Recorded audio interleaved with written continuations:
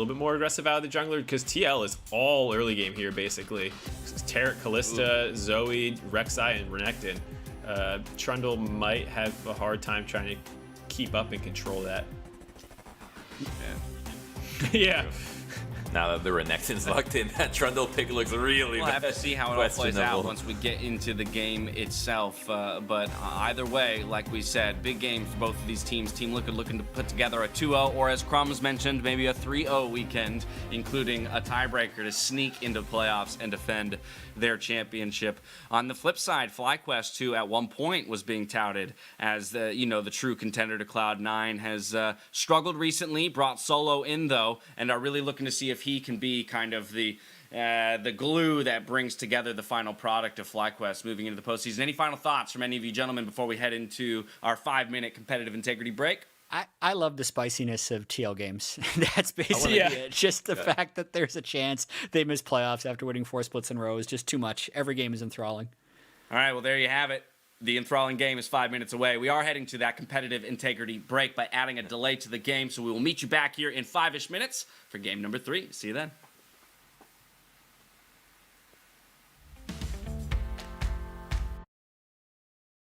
I can't talk.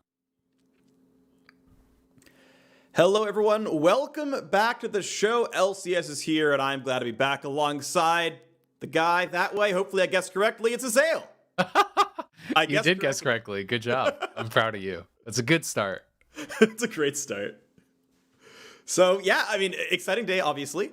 We are in the last week of the LCS regular season. We are no closer to knowing which teams make it into playoffs, because almost every game we could have had so far could have locked a team in or out of playoffs, and it hasn't gone that way yet, so we still don't know.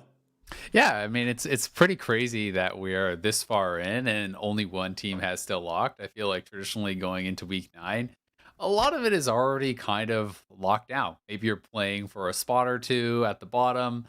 We still don't even know who's second place, right? There's these bunch of teams have 9 wins, and now 100 Thieves is one of them, up there with FlyQuest, TSM, EG, all these teams sitting at 9, Immortals just behind them at 8, and then TL at 7, hoping that they can do something miraculous this weekend and catch up, but it'll also require some of these teams to drop some games.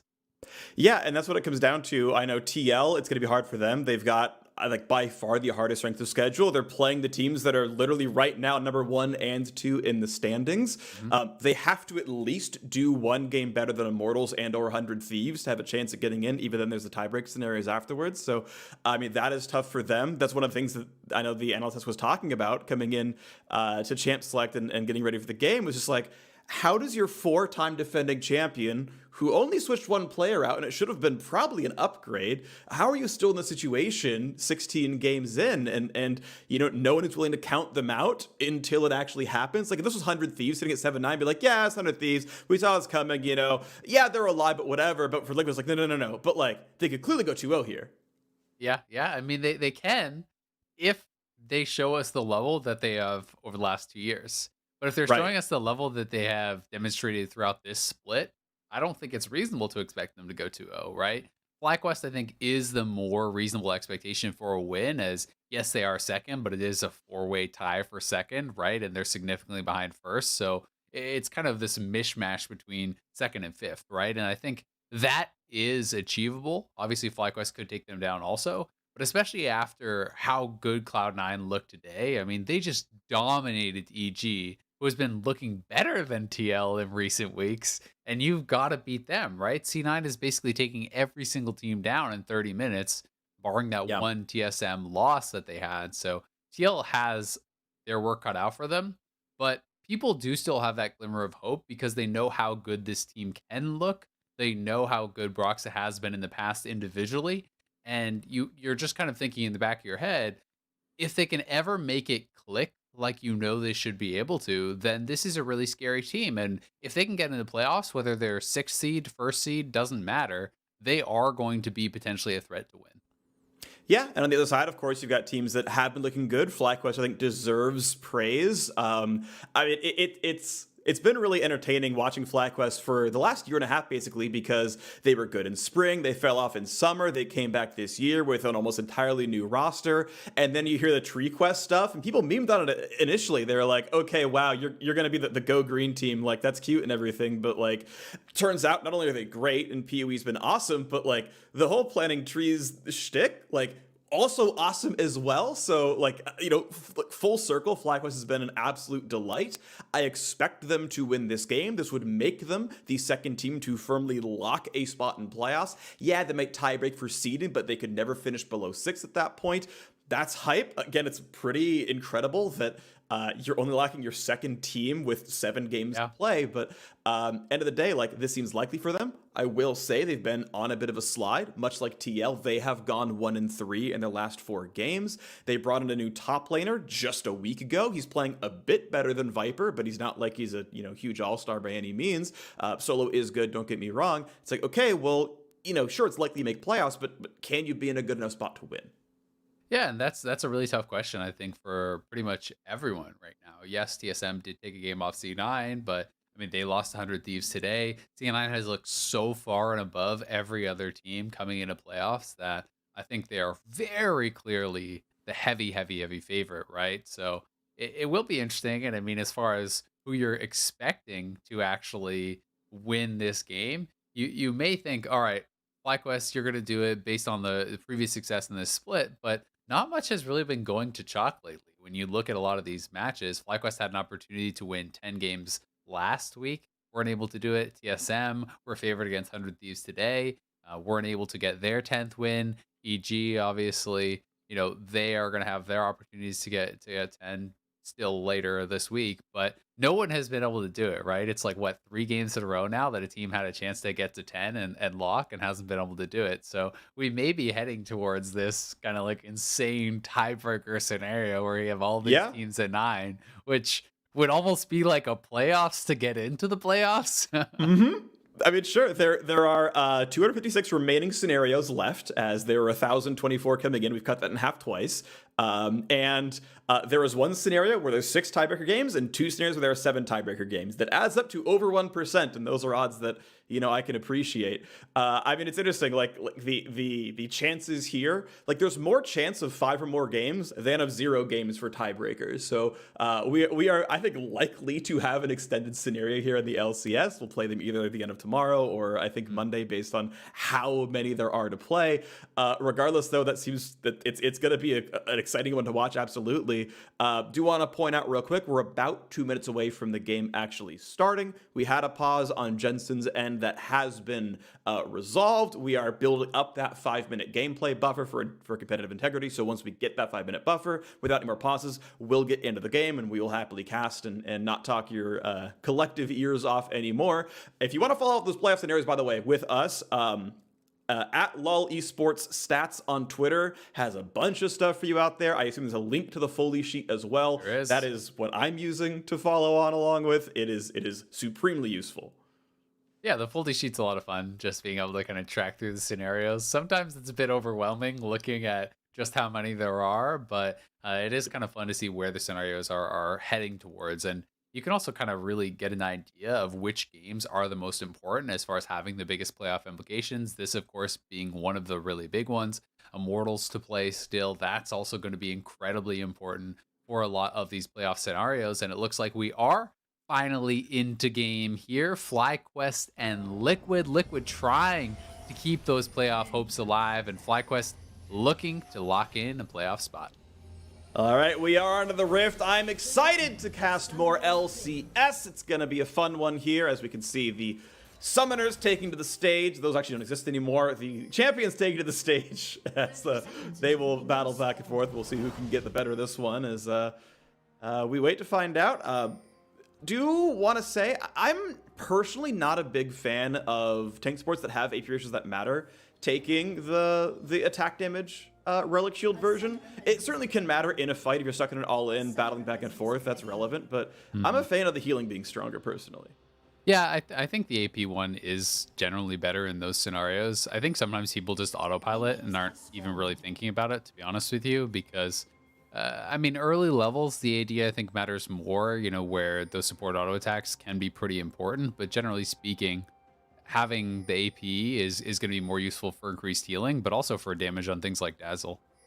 Yeah, well, this is one thing that I know Kobe talked about when he was casting. I got to look up solo queue win rate data, and starting out with the shoulder guards, the steel shoulder guards is actually 1% higher win rate build. It is built 1/10 as often as Relic Shield, but it is, for solo queue data, which grain of salt, don't get me wrong, a more winning starting item. Yeah, it's interesting at least to know. And as you say, solo queue obviously different than pro. Pro players are better at making use of the advantages that they itemize for, generally speaking. It's also worth noting that this is actually Aftershock Taric, which I think is pretty atypical. Generally, you will just see Guardian. It's kind of more easy to apply, fairly consistent.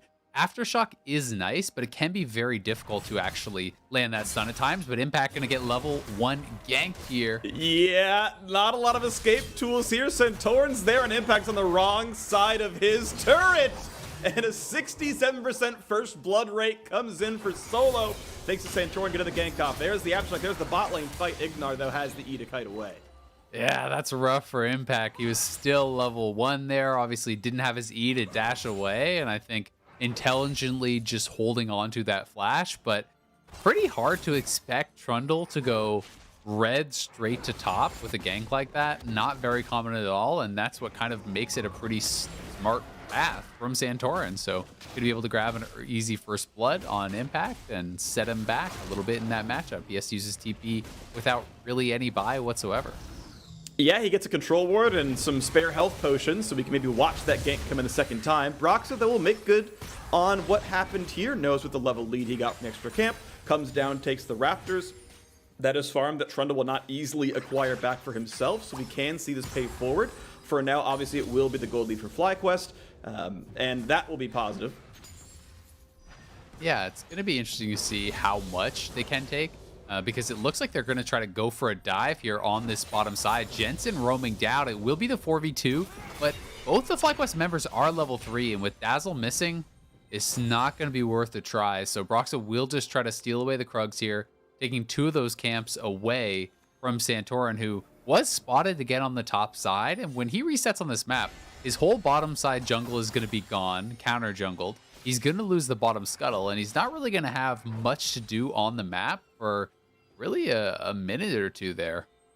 Yeah, I mean, it's 2 minutes since your first camp comes up. We're going to see those Krugs disappear. There's going to be that one small chicken delaying the respawn. You're seeing the missing pings come in from FlyQuest to figure out, okay, exactly what has been taken away right now. For now, the jungles are equal on camps, but there is a lot more left up for Broxah to farm. Again, we're expecting in the middle run that this will actually work out well. Bottom scuttle is taken, equalized, buffed camp count. And we'll see, does Trundle get anything down at this bottom side of the map as summoners are up on all sides. Ignar walks in, finds a single knock-up. CoreJJ with a pillar enough to burn his own flash, get away, can't find the stun, doesn't burn it. Double flash down, plus the summoner heal burn for the gank. Yeah, CoreJJ can't land the stun, so he doesn't get Aftershock. They have to blow 3 summoners, and I've got to say, that's a gank you should be expecting. You know your junglers took away all his camps. There's nothing for Trundle to do except gank, so what are you expecting him to do? He just reset from top side of the map. He's clearly going to go bot side and check those camps. They're not going to be there, and then he's going to gank. So Doublets and CoreJJ, I think a little bit of sleep at the wheel to be, so easily ganked in that scenario, and it's pretty expensive there, as they're going to have to blow 3 summoners to get away. Well, such is the life right now as we have a 400 gold difference, and I'm going to keep checking in on the jungle matchup because, again, it's 2 ganks, both of which have been absolutely phenomenal for Santorin, and Broxah has gotten a small camp lead, but Solo about to chop down Impact, the solo kill after the first gank came through. Beautifully done. Yeah, that is huge for Solo, especially because Impact has no teleport, so he's going to lose a lot of these minions to the tower. Solo will get a much better buy, will be able to full reset this wave and just walk back with the minions pushing out towards him and a significant item advantage. No, FlyQuest might be the second team, obviously, to lock a spot in play after the game starting this well. It's top difference, started by a jungle gank. Bottom difference, there is a farm lead for Team Liquid down there, but a summoner deficit could mean a repeat gank could work out. Broxah only has a camp and a half lead to show for it. Yeah, Broxa, not that far ahead. We'll see if he can get anything going. With this experience advantage. He is obviously playing a strong early jungler, but Broxa has had, I think, a lot less early game impact than people were expecting with him coming over. There was a lot of talk about this Jensen-Broxa combo that people were thinking this is going to be the focus, right? This is going to be the strategy that you will be employing, bringing in Broxa, who is this great early game jungler for Fnatic, and utilizing him and Jensen to really fight around this mid jungle 2v2 very heavily. But for the most part, Broxa has been extremely passive. He's been more of the kind of defensive jungler, even on some of these aggressive picks. He seems pretty happy to just kind of sit back and farm. And again, the battle on the top side. Both players have ultimates, but Solo clearly getting the better of most of these trades. He chunks down the wave. This will be still a 9 CS lead, even if Renekton gets all of it, as double redemption from minions have come down for Jensen over the last minute and a half. That is a tilter for Pee-wee if you try to play it aggressively. End of the day, is just going to trade farm back and forth. These players are going to be almost equal in that regard. So mid lane, not a spot of much interest. Yeah, I mean, the biggest thing really about grabbing redemption early in these levels is that it basically gives you a free reset.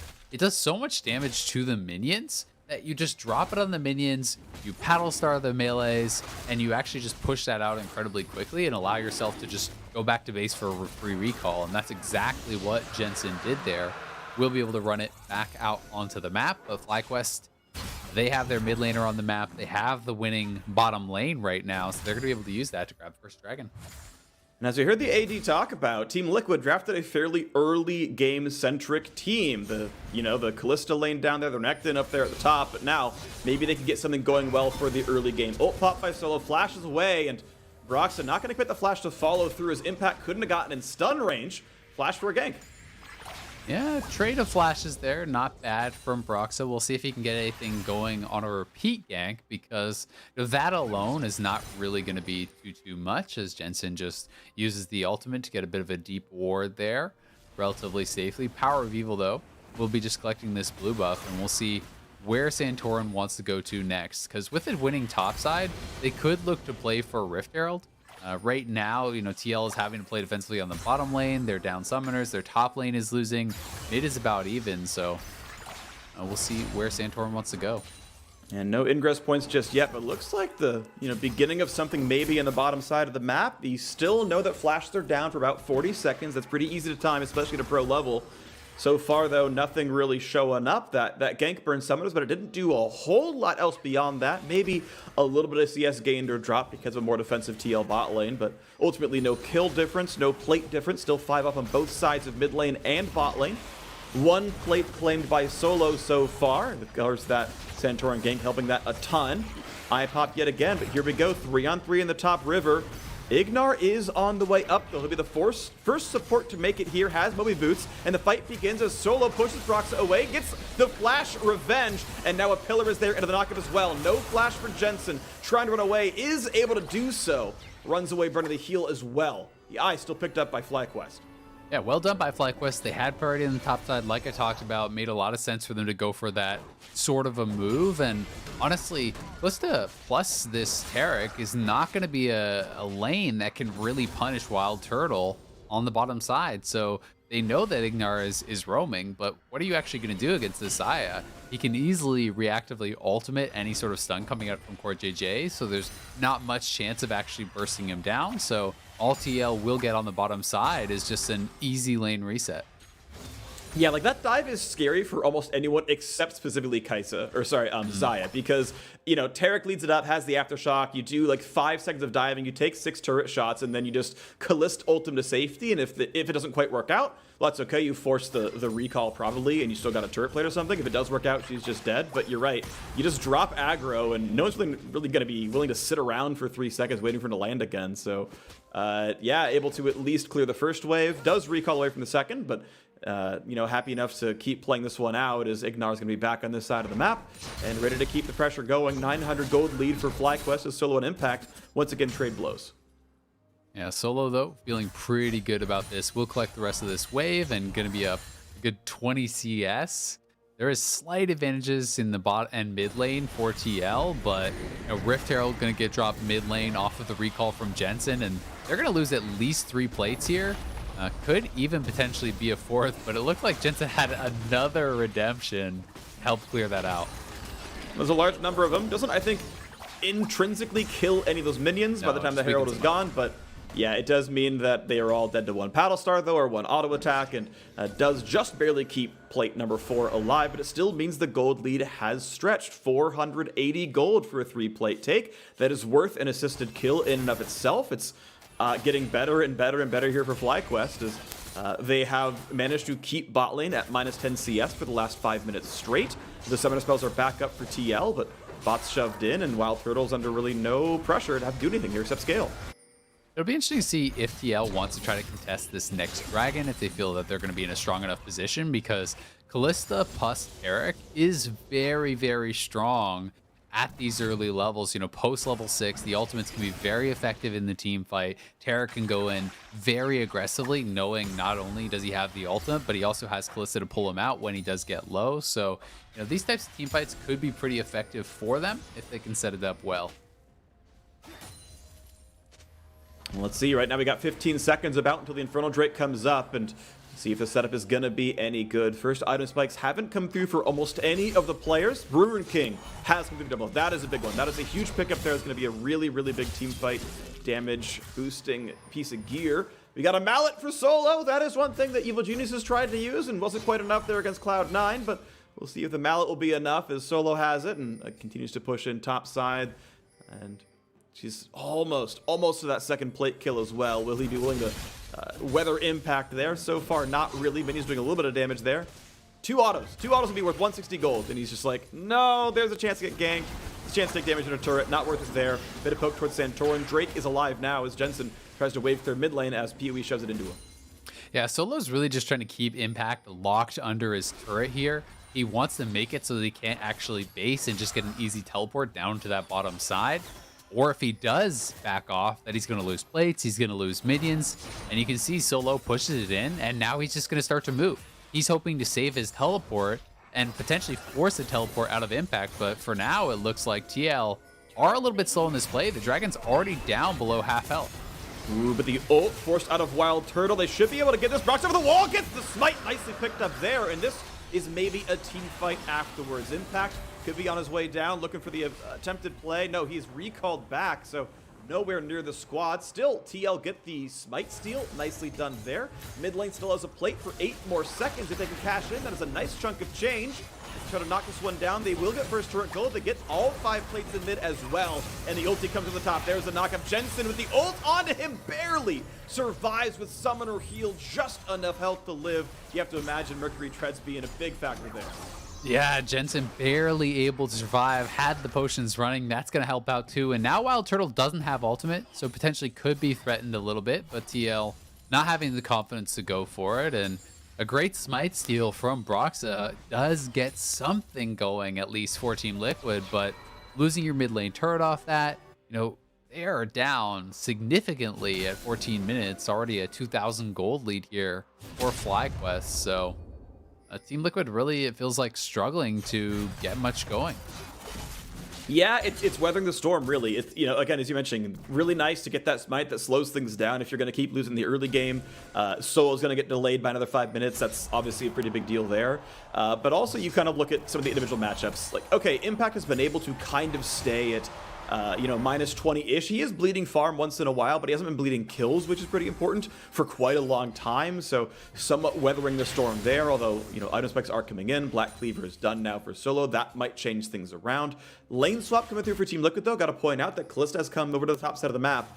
Depending on how quickly they can make this play happen, maybe there's some turret gold to be gained. Yeah, they're trying to just get Impact away from Solo, I think. You know, with the completed Black Cleaver, they don't want him laning up against that Aatrox right now, so they send Impact down to that bottom side. They have their bot lane up here and can potentially contest at Herald if they want to, knowing that Impact does have his teleport. But, you know, I am concerned for TL as they're looking for a pick here on Power of Evil. Huey gonna get found out. Several stuns are in. They're invulnerable. The ulti does literally nothing to double it.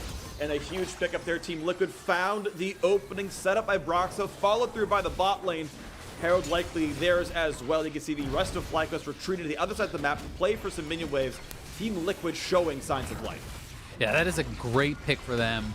TL finally getting something going here as Power of Evil pretty far up, even with the flash, cannot get over to the wall to escape, so does get locked down and taken out, and that gives TL their first kill of the game and another objective here as Impact walking by Ignar, but Ignar not feeling like Santorin and Solo were close enough to go for the engage. But kind of back to the previous point a little bit is that I don't think that TL can just sit back and outscale with this type of composition. You're playing Renekton, Rek'Sai, Kalista. A lot of these champions do thrive in mid and early games, so they want to be making things happen. They want to be taking these fights and being able to come out on top. Yep, definitely the case here. You're going to see them able to take down top lane turret. They're shrinking that gold lead down to only 1,300. Right, the kill was 450. The turret was 500. That drops about a third of the gold lead of what it was. As they're going to try to make their way forward. Once again, we can watch that fight around that top river. Yeah, here it is one more time. And this was really all about the pick, utilizing Broxa to get it in there, and then the Kalista ultimate throwing in CoreJJ, just barely able to connect with the Dazzle. As CoreJJ's ultimate lands, preventing Double It from getting burst down there. And that is the power of that Kalista, being able to have some more reliable engage and knock up for a champion like Tarek, who would normally be completely reliant on his flash to make a play like that.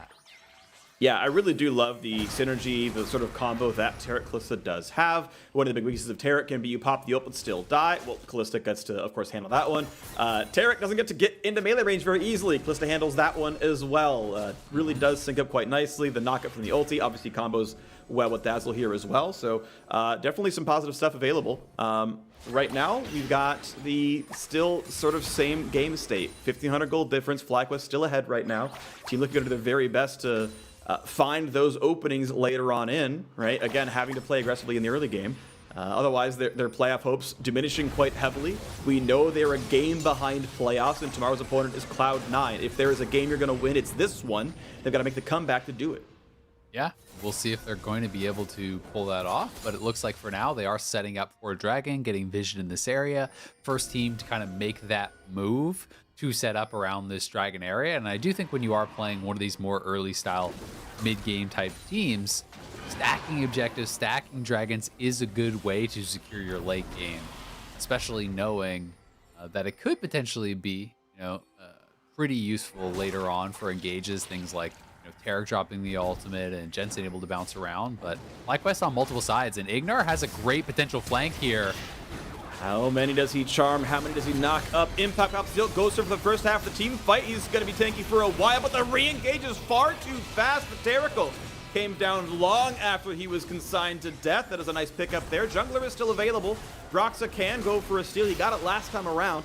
Cloud Drake, though, gonna get dropped down quickly. Broxa might tunnel in. We're trying to mark him. Solo's gonna spot out where he is. Noticing that brush. And this time around, there will not be a chance at a steal. The smite comes in a little late. Doesn't even have smite, actually. Just autos it down, and that is cleanly picked up. FlyQuest get Drake number 2. Yeah, well done by FlyQuest. I think there was pretty much no chance of a re-engage from TL, as Syndra still at all, Khan still at all, Xayah still at all. Like, there was nothing really that they even forced, right? And I think that is one of the biggest deals in that team fight, is that Impact pretty much just went down almost for free, and FlyQuest, they knew that they had an easy turn with the Rakan ult if Broxa tried to look for something. Ooh, there was almost a moment there. The Sentinel came down, did spot Ignar at the very last second, but no CC to be had. We saw Broxa was lurking behind the turret in case there was a dive to be had either way. Didn't happen there. We go back to regular lanes. 40 CS lead now for Solo. So I mentioned Impact was holding on pretty well before. That is no longer happening. This lead is growing rapidly in the top side. Shout out to Santorin, but Solo doing the rest by himself. Absolutely slaughtering this top lane matchup. Yeah, he is getting very far ahead. Solo has been pretty impressive so far in his return. I think has been turning in some pretty solid performance and has looked like an upgrade over Viper. Yeah, he is a first blood king of top lane. Now, asterisk, only 3 games played. I understand that. But no other player has even 50% first blood rate. Solo, 2 out of 3. Killer assists combined, 2 out of 3. So, he has been getting help from Santorin. Like, that doesn't, that's not always solo kills. But he's clearly able to set up his lane in a spot where that kill comes through first.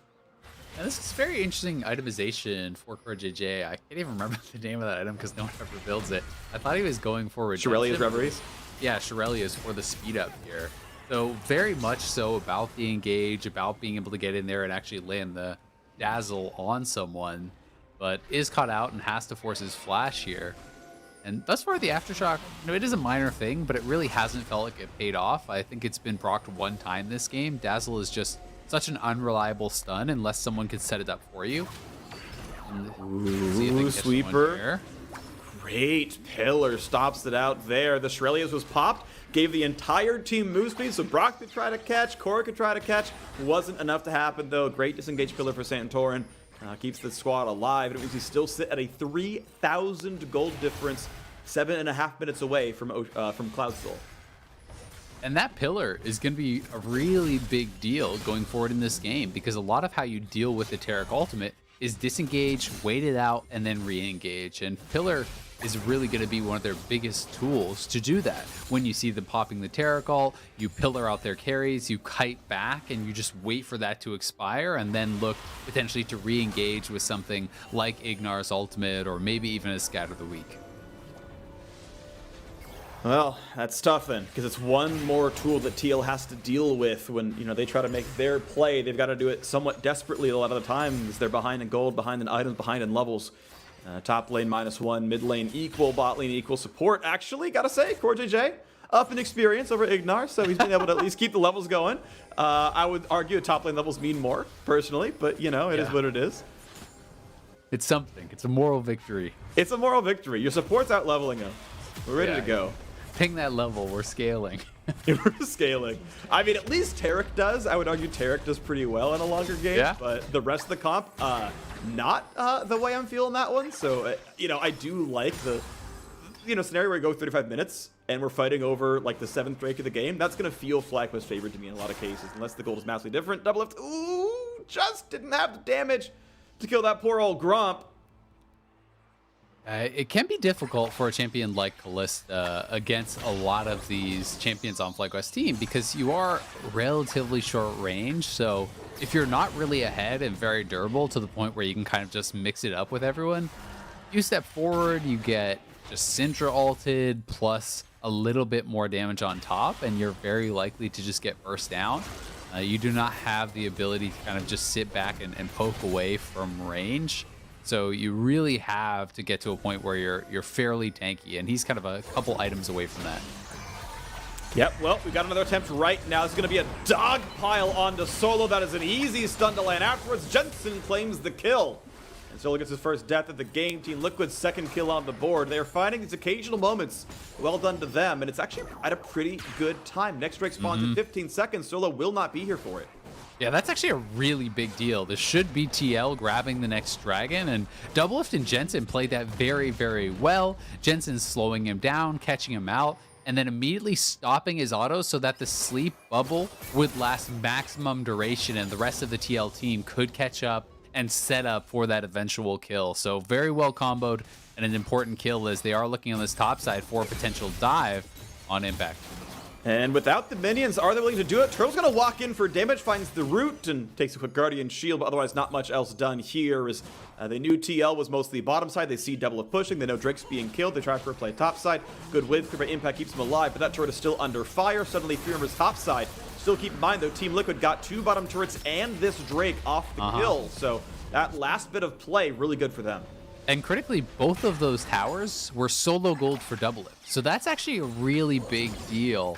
Getting this Kalista going, like I was saying, to succeed as a Kalista against a comp like this, you have got to get pretty tanky. You've got to be able to really kind of play the game from ahead so that you can withstand things like the Syndra ultimate and like these types of engages. Obviously, part of that responsibility is also put on the shoulders of Core JJ, who has to help you out. But that series of plays gets him a BF sword and a QSS, so he likely will be working towards a Bloodthirster now, and really starting to kind of increase just how durable he can get. Yeah, gotta say it's very important to get a Null Magic Mantle somewhere in the build when you're against double Flat Pen. Around this point in the game, Mage with those 2 items, with an Oblivion Orb Plus and Sork Shoes, that is true damage on any conventional AD carry. So I think it's important you get that item. It's maximally efficient in that scenario. So correct to buy that one. Yeah, QSS, you're paying just for the cleanse at that point, but at least Null Magic, very, very effective. Obviously going to try to get away from Rakan with that cleanse. And yeah, the BT Shield obviously going to be quite good as well.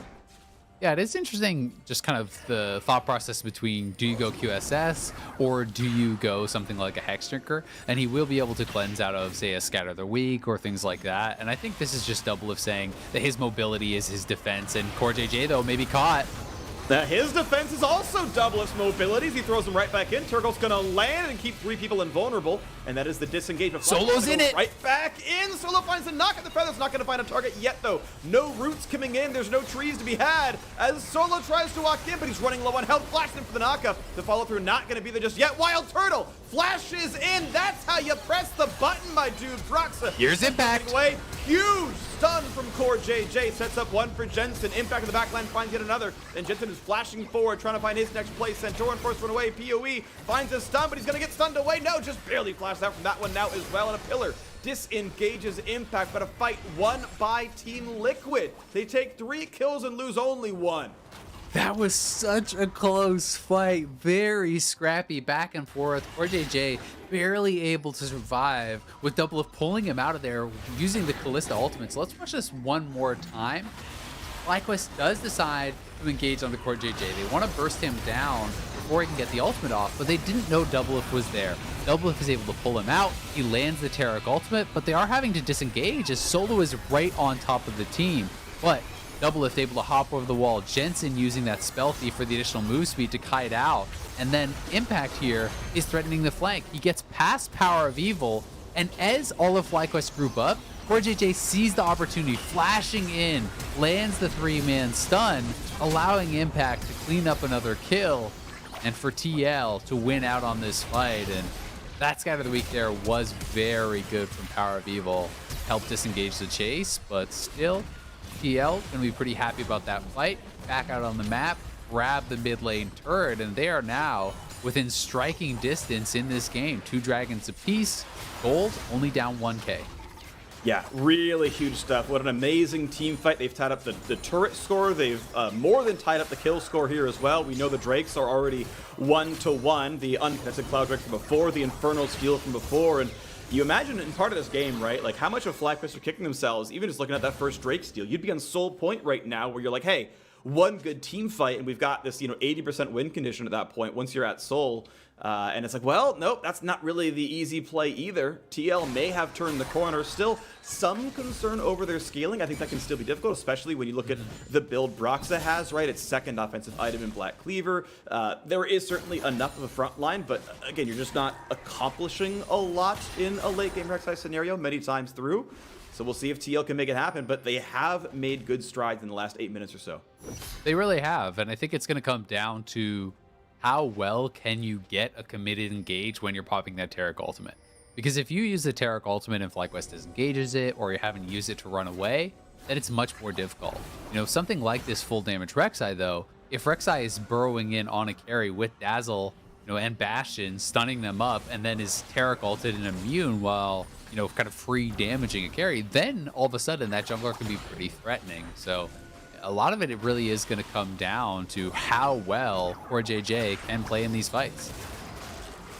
Oh, okay. Another pillar comes in. They're going to find CC. Jensen does have his flash, is forced to burn it. Knock up on a Broxa. And a team split up, I think, generally favors FlyQuest a little bit here as Taric can't get too many targets, but it's the kind of the 2-on-2 and the 3-on-3. They're going to fight for ward control. We know this Drake is alive. Solo pushes in mid, but has to stop to turn around for this team fight as Doublelift is starting it. Now keep in mind, stealing from Rend is not easy to do, so if TL gets the free hit, that Drake is almost a formality. Santorin walks in. Ignar flanking. Takes the stun, go for the play in Core JJ, not pulled back in just yet, just yoinked away. 1200 HP on the Drake. Looking at the side of the fight once again, though. The pillar is in. Santorin's going to grab the spike and run away for to your life will be traded back, though. CoreJJ stays alive, gets a 3-man ulti off now as well. Impacts are waiting in the wings. Knock up there from Ignar. They're going to knock down Double Lift. Is there a chase down for Solo? Summoner heal comes out. Can't find the knockup yet in the CoreJJ, but the next Q is going to come out at max range. That's going to be the first knockup. That's the attack coming through as well. Core is not going to live, and it's a 2-for-1 to FlyQuest, plus the Drake picked up. That is huge for them. Broxy's waiting in the wings. Can he find an assassination? Q into ult would be a kill. If he knows. If he wants to ult, that could have been a kill on Ignar, but seems a bit risky to give your life away for that. And he won't do it. Yeah, and Turtle still has heal, so it's hard to know if it would have even been guaranteed with potential shielding coming in from Ignar. But this fight, one more time, TL just not able to quite focus Santorin down before actually he's able to smite away the dragon.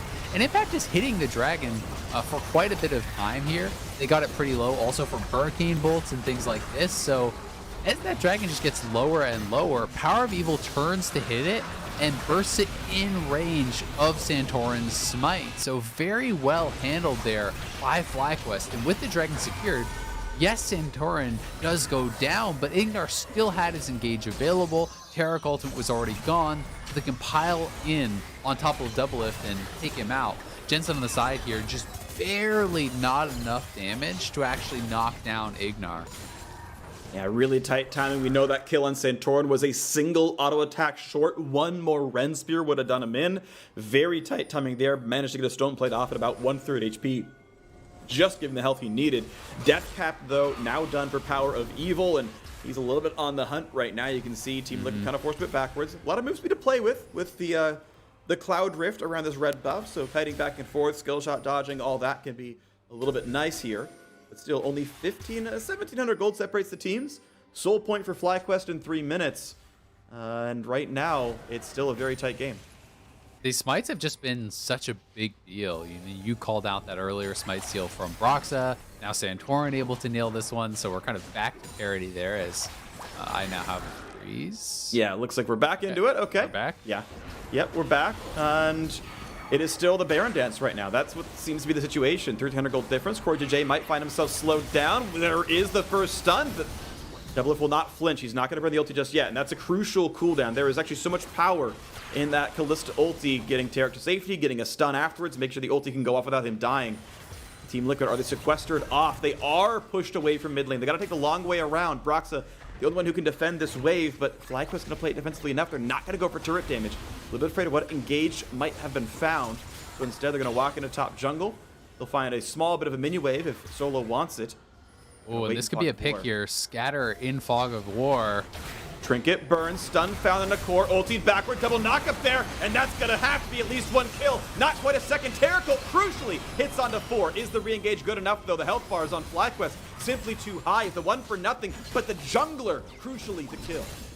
Yeah, and that was all about the vision setup from FlyQuest. They had pink wards everywhere in this area, 4 sitting in this jungle. TL had no idea, are they already on the Baron? But instead, Ignar had wrapped behind them. Power Evil starts it off with a scatter, and TL now, desperation mode. They're looking to try to steal, but Jensen does have a smite. If they could get vision, Jensen could potentially try to steal this.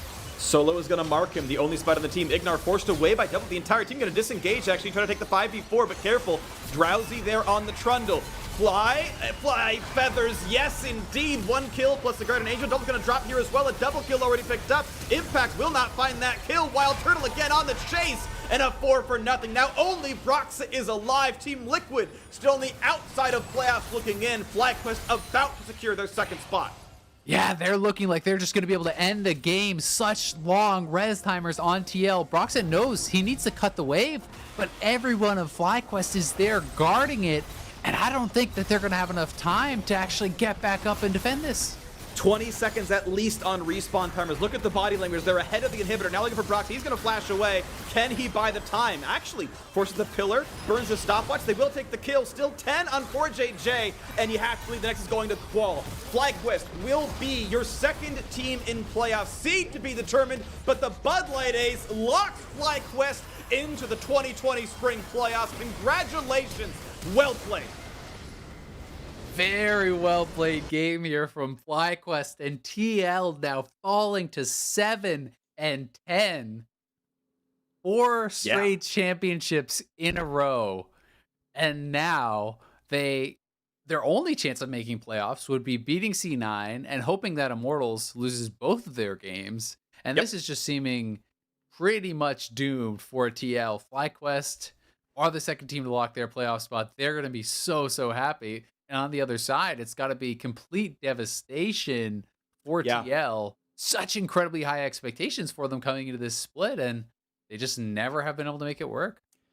Well, Team Liquid, if they want a postseason at all, they must defeat the 16-1 Cloud9 tomorrow, and they're going to pray that Dignitas can beat Immortals and that EG can beat Immortals. That is the only road in for Team Liquid anymore, and that seems so unlikely. We'll see if it happens. Either way, we've got more LCS today, so stick around. Golden Guardians is going to take on Counterlogic Gaming. Don't go anywhere.